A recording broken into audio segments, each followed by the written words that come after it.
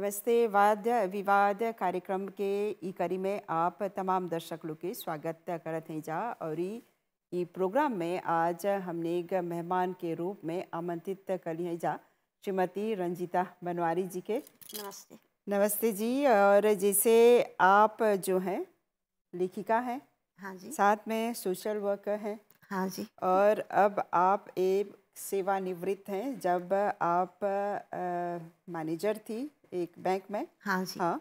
और ऐसे तो आपने बहुत से कार्य भी किए हैं। तो हाँ जी। अभी जो है सेवानिवृत्त होने के बाद आप पुस्तकें भी लिख रही हैं। जो हमें सबसे ज़्यादा आकर्षित किया आपको इस मंच पे बुलाने के लिए, आपकी जो हालिया पुस्तक है, अभी तक मेरे ख्याल से आपने 4 पुस्तकें लिखी हैं। हाँ जी। और ये जो हालिया पुस्तक है आपकी, रिटर्न टू माय नेस्ट। हाँ जी। हाँ, इस पर हम विशेष रूप से चर्चा करेंगे। बिल्कुल। हाँ, हम अपने दर्शकों को ये बता देना चाहते हैं कि आप आसाम से हैं हाँ जी। और यहाँ पे कई वर्षों से मॉरिशस में हैं। हाँ जी। तो थोड़ा सा बताएं इस पुस्तक के बारे में, फिर उसके बाद थोड़ा सा आपके जीवनी के बारे में हम सवाल करेंगे। हाँ जी। ये जो पुस्तक है, ये पुस्तक एक प्रवासी व्यक्ति का ऊपर लिखा हुआ है। एक पुरुष है, कैरेक्टर जो चरित्र है, और वो इंडिया का है, भारत का थे। और वो चल जाते हैं, जैसे हमेशा होता है इंडिया में, भारत में बहुत लोग नया पीढ़िया जब उसको यूनिवर्सिटी ख़त्म होता है, वो चाहते हैं कि यूनाइटेड स्टेट चले, ज़्यादा उधर में अच्छा नौकरी मिले, अच्छा अपॉर्चुनिटीज़ मिले। तो वो भी हुआ। ये जो चरित्र है उसका नाम विक्रम है। तो वो विक्रम यूनिवर्सिटी का ख़त्म होने के बाद उसका ऊपर भी पढ़ाई करने के लिए वो चला गया यूनाइटेड स्टेट्स में। और वो बोस्टन में मैसाचुसेट यूनिवर्सिटी में एडमिशन लिया, पढ़ाई किया। उसके साथ उसको शादी भी हुआ एक भारतीय महिला के साथ। और उसके बाद वो नौकरी भी किया, परिवार भी बनाया, 2 बच्चे हो गया। ये सब होते होते उसको तो ज़िंदगी एकदम घड़ी के साथ चल रहा था। फिर एक दिन आया तो रिटायर्ड हो गया काम से। तब उसको थोड़ा फ्लैशबैक करता है कि मैं तो भारत के थे, मैं तो उसको सब छोड़ बार के मैं आ गई विदेश में। अभी तो मैं चाहती हूँ कि मैं अपन देश में मैं चल जाऊँ, क्योंकि उसको तब बहुत मिस होने लगा कि मैं अपन देश में चलूँगी, अपन जन्मभूमि में जाऊँगी, और बाकी जो मेरा ज़िंदगी रह गया है तो मैं उधर में बिताऊँगी। ये पूरा कहानी उसका ऊपर लिखा हुआ है, कैसे उसको पूरा ज़िंदगी चलता है।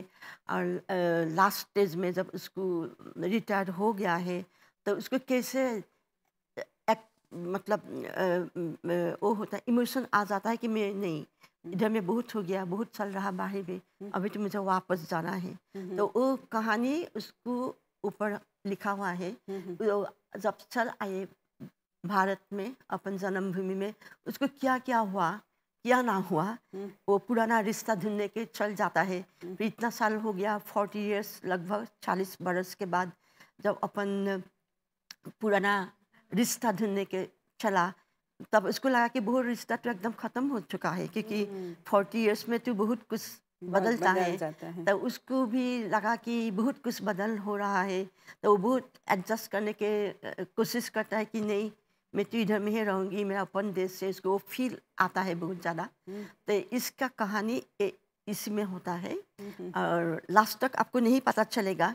उसको नाम है return to my nest. Nest तो होता है कि वो चिड़िया घर बनाते हैं ना गाछी का ऊपर, तब उसको चूज करना पड़ता है नेस्ट का और रूट्स का अंदर में। रूट्स होता है जो आपका रूट्स है, जहाँ में आपका जन्म हुआ, वो बात। और नेस्ट होता है कि जो आप बनाते हैं। तो ये दोनों का बीच में इस चरित्र का ना उलझन होता रहता है। और लास्ट में आपको पता चलेगा वो किसका चुना। ठीक। और ये पुस्तक जो है अंग्रेजी भाषा में आपने हाँ जी, लिखा मैं है। इंग्लिश में ही लिखती हूँ। और अभी तक जैसे हमने शुरू में बताया कि ये आपकी चौथी पुस्तक है। हाँ जी। हाँ जी। हाँ। और ये जैसे मैंने कहा कि आप आसाम से हैं, आपका जन्म आसाम में हुआ हाँ जी। और आसाम में तो हिंदी बहुत कम बोलते हैं। देखिए, जब हम लोग छोटे थे तब उसी वक़्त से अभी तक शायद हम लोग का 2 कंपल्सरी लैंग्वेज होता है। एक है रीजनल, हुँ, जैसे कि असम का रीजनल लैंग्वेज है असमीज़, और हुँ, दूसरा भी आपको राष्ट्रभाषा जिसको बोलता है हिंदी। हाँ, तो हिंदी भी आपको पढ़ना कंपल्सरी थी। हुँ, हुँ, तो हिंदी आप पढ़ते थे, लिखते थे और ज़्यादा बोलते नहीं थे क्योंकि असम में तो असमीज़ बोलेंगे। हुँ, हुँ, फिर भी हिंदी का साथ तो परिचय बिल्कुल होता था स्कूल हुँ, में ही। हुँ, हुँ, फिर जब मैं दिल्ली आई पढ़ने के लिए यूनिवर्सिटी में, तब दिल्ली तो एकदम हिंदी बोलने वाला हुँ, हुँ, जगह है, जहाँ मैं बहुत कोशिश के बाद मुझे हिंदी बोलने के लिए एकदम थोड़ा एक्सपर्ट हो गया हूँ फिर। हाँ, हाँ, अभी मैं बोल सकती हूँ अच्छा से और मैं सबसे ज़रूरी बात कि मैं इंटरमीडिएट में मेरा संस्कृत था एक सब्जेक्ट, हुँ, हुँ, और संस्कृत का जो वोकैब्युलरी है वो तो हिंदी का साथ बहुत मिलता बिल्कुल, है, हुँ, इसीलिए वोकैब्युलरी के लिए मेरा तकलीफ नहीं होता है। हुँ, हुँ, फिर हिंदी बोलने के लिए फिर जब दिल्ली आई तो पूरा मुझे वो ट्रेनिंग मिल गया। हाँ, भाषा आ गई। भाषा आ गई। भाषा आ गई और जैसे आपने दिल्ली यूनिवर्सिटी से अपनी पढ़ाई की। हाँ जी। हाँ, पढ़ाई पूरी करने के बाद आप मॉरिशस आई हाँ शादी जी। करके। हाँ जी। हाँ, और यहाँ मॉरिशस में आप 50 साल हो चुका है जब से आपने। थोड़ा ज़्यादा ही हो गया। हाँ, हाँ, तो आसाम छोड़कर मॉरिशस जब आप आई तो देखिए जब हम लोग इसमें भी बात करें प्रवासी की, तो जैसे एक व्यक्ति जो है अपना सब परिवार अपना जड़ छोड़कर अलग जाकर बसता है, तो आपको किस तरह की तकलीफ़ें हुई? इस पहले तो मुझे लगा कि मैं जब आई एयरपोर्ट से, मैं आपको पहले दिन का बात बता रही हूँ। हुँ, तब मैं जब दिल्ली में थे, मेरा हस्बैंड के हम पूछते थे आप कहाँ के रहने वाला है? बोले पोर्ट लुइस मॉरिशस का कैपिटल है। हुँ, हुँ, हमने बोला बहुत अच्छा बात।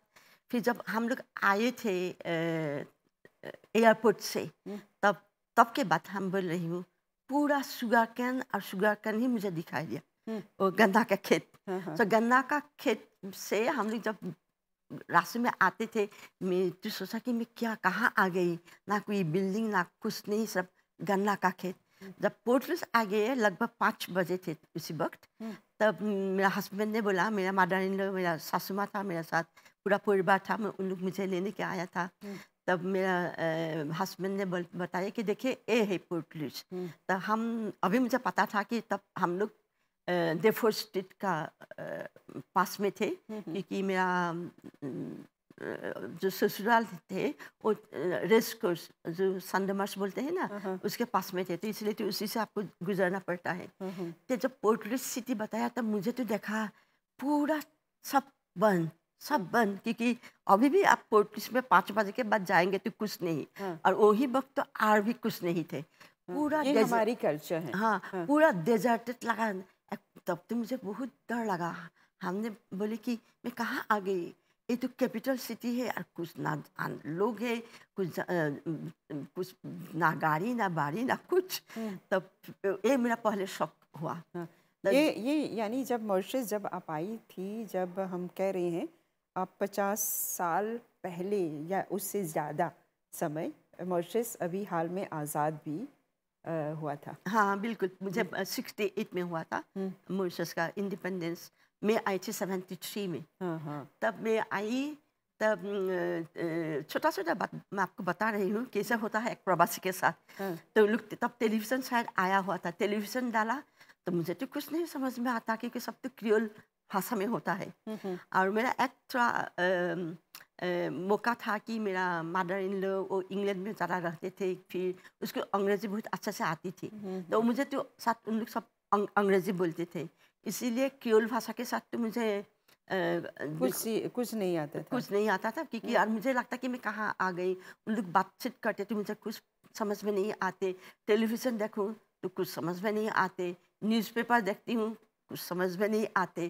तो ये लैंग्वेज का बहुत ज़्यादा मुझे प्रॉब्लम हुआ था। हाँ, ये एक प्रवासी मेरे ख्याल से जो भी हैं माइग्रेट होते हैं किसी भी देश में, हाँ जी, उसको ये समस्या होती है बिल्कुल, और बिल्कुल, आप भी इस दौर बिल्कुल। से गुजरी हैं। हाँ, और खाने-पीने का भी मुझे तकलीफ हुए थे क्योंकि मेरा जो सासू माँ है तो बेचारी खूब प्यार से मॉरिशस का खाना मुझे खिलाते, हाँ, फिर मुझे नहीं अच्छा लगते थे तब, हाँ, क्योंकि फ़र्क है, हाँ, बहुत हाँ, फ़र्क है। हाँ, आपके यहाँ तो बहुत ज़्यादा मिर्च मसाले नहीं, बहुत मैं ज़्यादा। असम में होने के लिए हम लोग का खाना ज़्यादा साउथ ईस्ट एशिया जैसे कि थाईलैंड, वियतनामीज़ उन लोग हम्म, के साथ मिलता-जुलता है, हम्म, स्पाइस नहीं होता है। हम्म, फिर दिल्ली में तो मैं रहती थी तो बहुत स्पाइसी है। ज़बरदस्त खाना खाती, हाँ, स्पाइसी वाला। हाँ, तो इधर मैं जब आ गई ना असम के साथ मिलते हैं, ना दिल्ली के साथ मिलते हैं।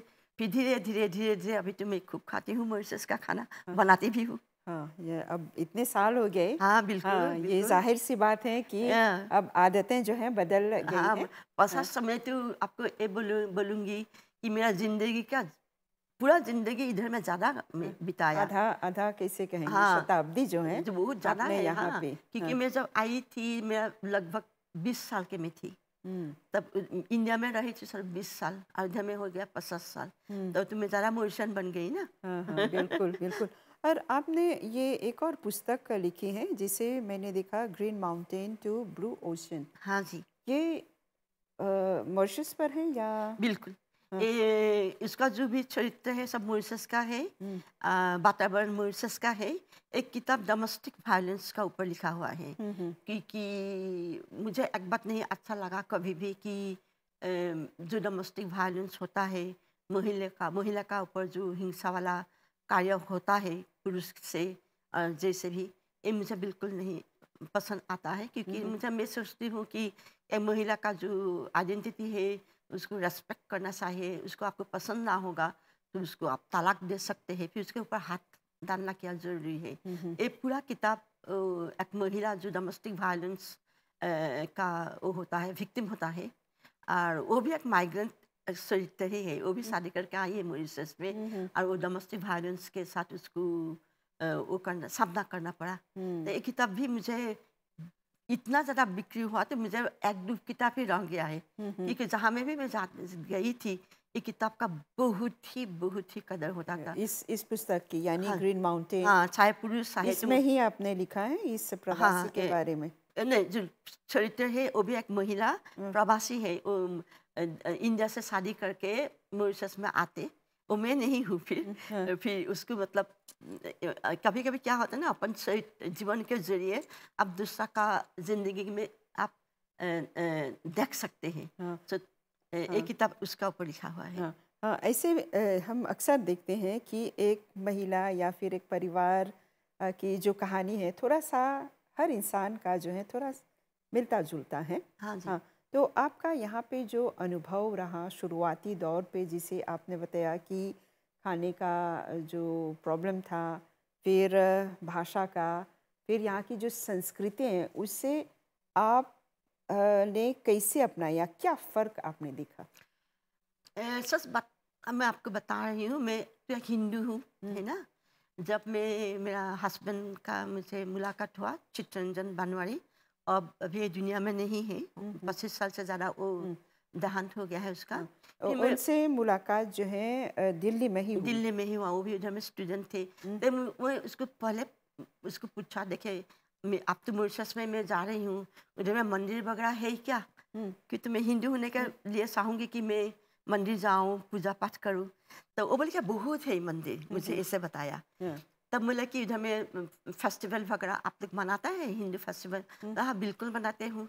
फिर ये बात से शायद मैं एग्री किया कि मैं उसको शादी करूँगी। हुँ, वो ना बोलते हुँ, शायद हुँ, मैं हाँ नहीं बोलती, हाँ, हाँ, क्योंकि मैं नहीं चाहती हूँ कि मैं डिकल्चराइज्ड हूँ, हुँ, हुँ, क्योंकि अपन जो संस्कृति है ये मेरे लिए बहुत ज़रूरी है। मतलब इधर में कम्युनल का कुछ बात है ही नहीं। हुँ, हुँ, जैसे कि हम लोग एक संस्कृति में हम लोग का जन्म होता है, एक कल्चर में जन्म होता है। हुँ, आदत हो जाती है। तो हम लोग नहीं चाहेंगे कि किसी कारण के लिए हम उसको पीछे छोड़ दूँ। तब बिल्कुल। मेरा ये बात मुझे बहुत सुकून मिला जब मॉरिशस में आई, और मेरा जो सासू माँ थी वो तो मुझे इतना प्यार करती।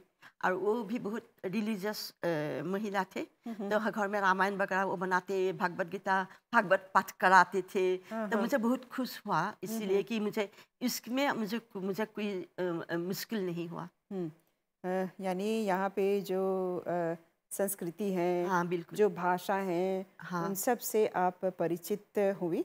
हाँ जी। और कुछ भी कहें, जैसे मॉरिशस को कहते हैं छोटा भारत। हाँ जी। हाँ, कुछ ना कुछ तो यहाँ की जो संस्कृति है, जो भाषा है, यहाँ के लोग भी, जैसे हम मानते हैं कि यहाँ पे जो लोग यहाँ पर आके बसे, जो पूर्वज हमारे भारत से ही ज़्यादातर लोग आए। हाँ, तो यहाँ पे आप जब बस गई तो मॉरिशस को अपना लिया। बिल्कुल। हाँ, और यहाँ पे एक और पुस्तक है आपकी जो है जर्नी इनटू द पास्ट। हाँ जी। हाँ, इसमें आपने क्या लिखा है? एक किताब में लिखी थी जो स्लेव्स, दास प्रथा थे हम लोग का मॉरिशस में। वो जो यूरोप का फ्रेंच लोग थे वो तो पहले तो दास लोग का ही लेके आए थे अफ्रीका से, है ना। उसके बाद जब 1834 लगभग जब उन लोग का एबोल्यूशन हुआ, स्लेवरी, हाँ। तब फिर वो भारत से हम लोग का लेके आया, भारत का लोग लेके आया शुगर कैन फील्ड में काम करने के लिए। तो उसके पहले तो स्लेव्स आए थे। तो मुझे पता नहीं कैसे मुझे दिमाग में आया कि उन लोग कहाँ से आया, कैसे आया, क्यों आया। क्योंकि इंडियन छठ लेबरर्स के बारे में तो हम बहुत पढ़ा हुआ हूँ, मैं पढ़ती बहुत ज़्यादा हूँ, किताब पढ़ती हूँ, आर्टिकल्स पढ़ती हूँ। तो स्लेव्स का बारे में मुझे कुछ भी किसी ने ऐसा लिखा नहीं दिखाया। तब मुझे लगा कि मैं उन लोग के बारे में कुछ लिखूं। तो उसके बारे में बहुत मुझे रिसर्च करने पड़ा, क्योंकि मेरे लिए एक दूसरा कहानी था और ज़्यादा किताब वगैरह नहीं मिलते थे उसका ऊपर। 2 किताब मुझे मिला। एक थे वो विजया तिलक, हिस्टोरियन, बिटर शुगर, उसमें स्लेव्स का जिंदगी के बारे में मुझे कुछ इंफॉर्मेशन मिला, रेफरेंस के तौर पर। हाँ रेफरेंस के लिए। उसका पर एक था कोड नोआ, वो कार्ल नोएल का फ्रेंच राइटर थे, वो कोड नोआ का ऊपर बहुत लिखा हुआ था। तब मैं नेशनल लाइब्रेरी में भी चला गया था देखने के लिए कि पुराना कुछ मिले तो पत्र आर्टिकल वगैरह। बट मुझे थोड़ा अफसोस है बोलने के लिए, उसमें भी ज़्यादा नहीं लिखा था। थोड़ा न्यूज़पेपर कटिंग था, छोटा छोटा पैराग्राफ था, उसको निकाल के। तो मैं 2-3 साल तो सब रिसर्च करने के काम में लगा था एक किताब लिखने के पहले। उसका पर जैसे मुझे दिखाया, मैं पढ़ती थी कि उन लोग का चेन में डाला था गला में ऐसे में। तब मैं लेके मैं कैसे देखूँ, फोटोग्राफ तो नहीं मिलेगा। तब मैं तो महबाग में जो है एक म्यूजियम, तो उधर में मैं चल गया देखने का विजुअल पेंटिंग वगैरह कि कैसे स्लेव्स का ऊपर वो चेन डाला था। तब ये सब जब पूरा इंफॉर्मेशन जब मिली, तब मैं उसको किताब लिखने का शुरू किया था। मुझे लगता है कि ये मेरा सबसे ज़्यादा कंट्रीब्यूशन है मॉरिशस का लिटरेचर में, क्योंकि स्लेव का ऊपर कोई लिटरेचर नहीं है। हिस्टोरिकल बुक होगा, डॉक्यूमेंट होगा, फिर उसके ऊपर जो इमोशन था, उन लोग कैसे आए, कैसे इधर में उन लोग का जिंदगी चला था उसी दास प्रथा का अंदर में। तो उसका पर मैं जो रिसर्च करने के, और बहुत ऑथेंटिक है ये किताब। सो मुझे लगता है कि ये मेरे बहुत सुंदर कंट्रीब्यूशन। हाँ, एक तो क्योंकि हम लोग तो जिंदगी में मतलब एक दिन नहीं तो काल तो जाना है छोड़ के। और जब किताब रह जाता है ना, तो हम लोग का पीछे भी कोई आके उसका पर रेफरेंस के लिए और उसको देखने के लिए कि स्लेव का क्या इमोशन था। ये इसका पर मैं बहुत लिखा। और किताब में नेशनल आर्काइव्स में लिखा दिया, लाइब्रेरी में दिया, इंडिया में भी उसको मैं लॉन्च किया। उसमें भी मैं दिल्ली में, मेरा आसाम में लाइब्रेरी में उसको डाला कि लोग उसको पढ़ सके, और बहुत पॉपुलर हो गया था ये किताब। ये यानी मॉरिशस के बारे में जो है खासकर जो दास प्रथा है, इसकी जानकारी आसाम में भी, हाँ बिल्कुल। उधर में मैं हमेशा जाती थी। राजस्थान में वो होता है इंटरनेशनल लिटरेरी कॉन्फ्रेंस, उधर में मैं हमेशा भाग लेती थी कोविड के पहले। उसके बाद अभी थोड़ा अदल बदल हो गया है। तो उधर में एक बार एक स्लॉट था, वो लिटरेचर ऑन स्लेव्स। तब मैं मॉरिशस का रिप्रेजेंट करके एक किताब में उसको प्रेजेंट किया था। और उनका बहुत मतलब बहुत कदर हुआ। मेरे पास ज़्यादा किताब नहीं है, सब लोग चाहते हैं एक किताब खरीद करके पढ़ने के लिए। तो रंजिता जी, जैसे आपने अपने किताबों के बारे में बात की, और मेरा ये अंतिम सवाल है आपसे, जैसे आप सामाजिक कार्य भी करती हैं, हाँ जी। थोड़ा सा हमें बताएं कि किस तरह के कार्य हैं। अच्छा जी, हाँ बिल्कुल।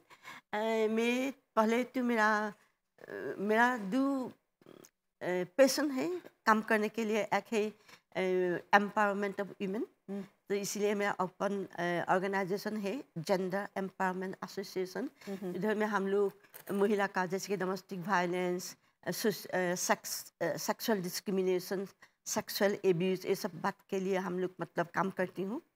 और दूसरा है ऑर्गेनाइजेशन फॉर डायस्पोरा इनिशिएटिव्स। हम्म, वो एक कल्चरल ऑर्गेनाइजेशन है जहाँ में हम लोग डायस्पोरा कल्चर के ऊपर हम लोग काम करती हूँ। जैसे कॉन्फ्रेंस बनाती हूँ। लास्ट ईयर हम लोग बनाया था डायस्पोरा लैंग्वेजेस और कल्चर के ऊपर। तो हम लोग भोजपुरी का किया था, क्रियोल कल्चर का ऊपर किया था, मुस्लिम कल्चर का ऊपर किया था, चाइनीज़ कल्चर का ऊपर किया था। तो हम लोग ये एक कल्चर ऑर्गेनाइजेशन है, जैसे कि हम लोग लिटरेचर और कल्चर का ऊपर काम करती हूँ। तो मेरा दूर दूर दूर बगल एक है ये महिला का एम्पावरमेंट, हाँ, जेंडर इक्वेलिटी, हाँ, हाँ, और दूसरा है कल्चर एंड लिटरेचर। हाँ। थोड़ा सा अगर आप बताएं कि जैसे मैंने शुरू में बताया था कि आप बैंक में भी कार्यरत थी। हाँ जी, मैं जब आई थी मॉरिशस में तब तो मुझे अच्छा लगता करियर वुमेन बनने के, क्योंकि पढ़ाई किया इतना सारा, पोस्ट ग्रेजुएट और सब में मैं ऑनर्स में फर्स्ट क्लास, पोस्ट ग्रेजुएट में फर्स्ट क्लास दिल्ली यूनिवर्सिटी में। तब घर में बैठने के तो कोई इरादा है ही नहीं था। तब बच्चे हो गया तो तब थोड़ा रुक गया था। तब बच्चा थोड़ा 5 साल हो गया तो मैटरनल स्कूल में जाने लगा। तो मैं काम में नौकरी में ज्वाइन किया। तब हमें स्टेट बैंक ऑफ मॉरिशस में मैनेजर कार्ड में मैं काम किया। बहुत डिपार्टमेंट का हेड था, ब्रांचेस में का भाई ब्रांच मैनेजर भी थे। तो फिर जब मेरा हस्बैंड का देहांत हो गया तब मुझे लगा कि मुझे एक पूरा नौकरी का जो रूटीन है उसको मुझे ब्रेक करना है अभी। क्योंकि हस्बैंड का मतलब देहांत हो गया। तब मैं वो छोड़ के मैं बिजनेस लाइन में चला गया था। तब मैं जैसे कि टूरिज्म सेक्टर में थे, और मैं इवेंट्स जैसे कि इंटरनेशनल ट्रेड फेयर एग्जीबिशन उसमें चला गया था। और मैं लगभग 35 international trade fair and exhibition किया, मॉरिशस में, इंग्लैंड में, साउथ अफ्रीका में। ऐसे कि लगभग 35 इंटरनेशनल ट्रेड फेयर एग्जीबिशन किया। तो अभी तो मैं सब छोड़ बार के अभी सब लिखने का और सोशल वर्क में हूँ अभी। यानी आपका जो जीवन है शुरू से अभी तक जो है, आपको किसी प्रकार का रिग्रेट्स है? क्योंकि आपने इतने कार्य किए हैं, किताबें भी लिख रही हैं, सोशल वर्क भी करी हैं, आप प्रोफेशनल भी रही हैं, कोई रिग्रेट है आपके लाइफ में? नहीं, एक रिग्रेट है कि शायद मुझे और किताब लिखना चाहिए था, क्योंकि मैं इतना सारा कुछ करती हूँ। तो किताब लिखने के थोड़ा मतलब मैं स्लो हो गया था। तो मुझे लगा कि शायद क्योंकि मुझे नहीं पता था कि मेरा किताब लोग का इतना पसंद आएगा, क्योंकि वो तो पैशन हिसाब में मैं लिखती हूँ जब दिल करे। तो मुझे अभी लगा कि मैं शायद मुझे किताब लिखने के लिए ज़्यादा समय देना चाहिए था, और ज़्यादा किताब शायद मुझे लिख पाती। कि अभी चाहूँगी जो ज़िंदगी जितना बच गया है उसमें कम से कम और किताब लिखूँ फिर। बिल्कुल। तो आपका ये जो विश है, हम यही प्रार्थना करते हैं कि वो सफल हो, उसमें आप सफलता प्राप्त करें। तो रंजिता जी, आपको बहुत बहुत धन्यवाद देते हैं, और बहुत से मंगल कामनाएं पेश करते हैं थैंक यू। आपको। तो एक बार फिर से हमारे साथ ये सब जानकारियाँ बांटने के लिए आपको धन्यवाद। आपका भी बहुत धन्यवाद कि आपने मुझे बुलाया और मौका दिया मुझे अपन के बारे में, मेरा किताब के बारे में कुछ बोलने के लिए। आपको बहुत धन्यवाद। ठीक। तो वाद विवाद प्रोग्राम के ई करी के हमने हईजे परी विराम देवबजा, और एगो कार्यक्रम के संगे आप लोग के सम्मुख आवबजा अभी खातिर हमनी के, और हमनी के पूरा प्रसारण टीम के आज्ञा देवजा। नमस्ते।